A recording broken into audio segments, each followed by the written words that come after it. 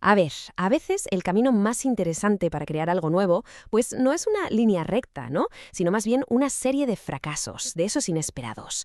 Hoy vamos a meternos de lleno en la historia de Leaf Crop, un proyecto que, ya veréis, empezó con un objetivo súper simple y acabó siendo todo un viaje de descubrimiento a través del código.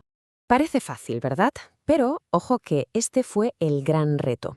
La cosa no era solo ver una planta, no. Se trataba de aislar una única hoja de un fondo que podía ser súper complejo, con sombras, otras hojas, texturas de todo tipo. Vamos, una tarea que para una persona es instantánea, pero que para una máquina es un auténtico laberinto. Pues todo empezó aquí.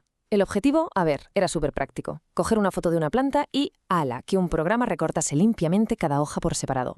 ¿Y estas imágenes para qué? Pues para luego usarlas para detectar si a la planta le faltaba algo, deficiencias nutricionales y demás. Simple, en teoría. Porque la realidad, como siempre, fue otra cosa. Venga, pues vamos a meternos ya en la parte más interesante. Y yo diría que la más útil de toda esta historia. Los intentos que salieron mal. Porque es justo aquí, en los fracasos, donde se aprendieron las lecciones clave que llevaron a la solución final. A ver, la primera idea fue la más lógica, ¿no? Si las hojas son verdes, pues, ¿por qué no decirle al programa que busque todo lo que sea verde?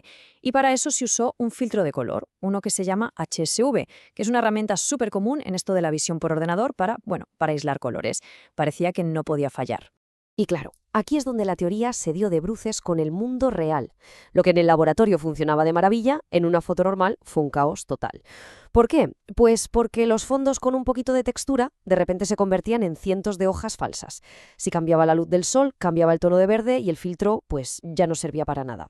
Y lo peor de todo, que es de traca, es que un sistema hecho para analizar la salud de las plantas ignoraba por completo las hojas amarillas, o sea, justo las que estaban enfermas. El dato clave es este. Atentos. En una prueba con una foto que tenía solo 8 hojas, 8, el sistema encontró 289. 289. O sea, 281 eran ruido, basura, cualquier cosa menos hojas. El método, vamos, era completamente inútil. Así que nada, descartado el método simple, se fueron al otro extremo, a tirar de fuerza bruta con inteligencia artificial. Y para eso usaron SAM, que viene de Segment Anything Model, un modelo de IA que es gigantesco, súper potente, capaz de identificar y separar casi cualquier objeto en una foto. La precisión, la verdad, era excelente. El problema no era lo que hacía, sino cómo lo hacía. Y aquí viene el primer gran pero, el tamaño. El modelo pesaba 2,4 gigas, una auténtica barbaridad. Vamos, imposible usar eso para una herramienta que se pretendía que fuera ligera y ágil. Segundo problema, la velocidad. Tardaba hasta 45 segundos en procesar una sola imagen. ¡45 segundos! Pensemos en lo que es tener que analizar cientos de fotos a ese ritmo. Era totalmente inviable para un uso real. Y ya, para rematar, el golpe de gracia. La memoria RAM. Necesitaba 7 gigas de RAM solo para funcionar. Esto ya lo descartaba para cualquier ordenador que no fuera una máquina potentísima. Era, como se suele decir, usar un tanque para abrir una nuez. Exageradísimo. Vale, entonces, ni el método súper simple del filtro de color ni el modelo gigante y súper complejo funcionaban. La solución, como tantas veces, estaba en un punto intermedio. Y esa solución tenía nombre, FastSAM, una versión mucho más ligera y optimizada del modelo anterior. Y es que el salto cuantitativo es brutal, de verdad. Se pasa de 2,4 gigabytes a solo 138 megas. Esto no es una pequeña mejora, es una transformación completa. De repente, el proyecto volvía a tener sentido. Ya se podía ejecutar en un ordenador normal y corriente, sin necesidad de una máquina especial. Bueno, pues con la parte técnica más o menos solucionada gracias a FastSAM, llegó el momento más inesperado de todo el proyecto. Un error tonto, una casualidad, que sacó a la luz un problema clave que nadie había visto hasta entonces y que lo cambió absolutamente todo. Estaban ahí, en medio de todas las pruebas con plantas. Y a alguien se le ocurrió, pues por probar, meter esta foto en el sistema. No buscaban nada en especial, ¿eh? Era solo una prueba al azar con una imagen que no tenía nada que ver. Una foto vertical de un equipo de baloncesto. Y lo que salió de ahí fue cómico, pero sobre todo muy revelador.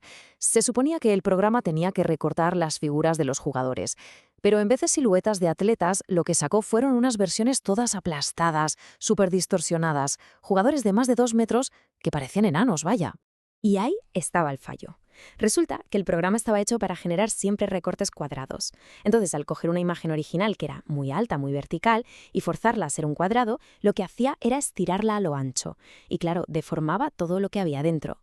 Con las hojas no se notaba tanto, pero con personas el efecto era súper evidente. La solución, como pasa tantas veces, nació directamente de ese error.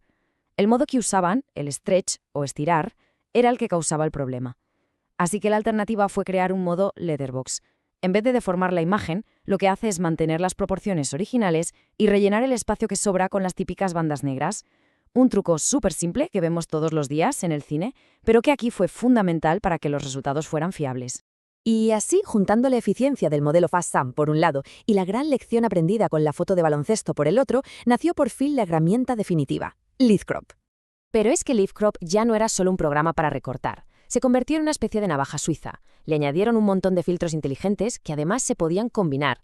Por ejemplo, un filtro para quitar trocitos muy pequeños que fueran rollo, otro para descartar las hojas que salían cortadas en el borde de la foto, e incluso modos para buscar o solo hojas verdes y sanas o justo lo contrario, solo las que no eran verdes. Y por supuesto la opción de usar el modo letterbox para que nada se deformara. Y aquí se ve perfectamente cómo funciona. En la imagen de la izquierda, con una configuración, digamos, más relajada, el programa encuentra 6 posibles hojas. Pero en la de la derecha, aplicando filtros más estrictos, se queda solo con las 4 mejores, las que se ven más claras y completas. Y es precisamente esta flexibilidad lo que hace que la herramienta sea tan útil en una situación real. Esta tabla final, la verdad, es el resumen perfecto de todo este viaje. LeafCrop consiguió lo mejor de los dos mundos. Es casi tan rápido como aquel primer filtro de color tan simple, pero tiene una precisión muy buena, casi como la del modelo gigante.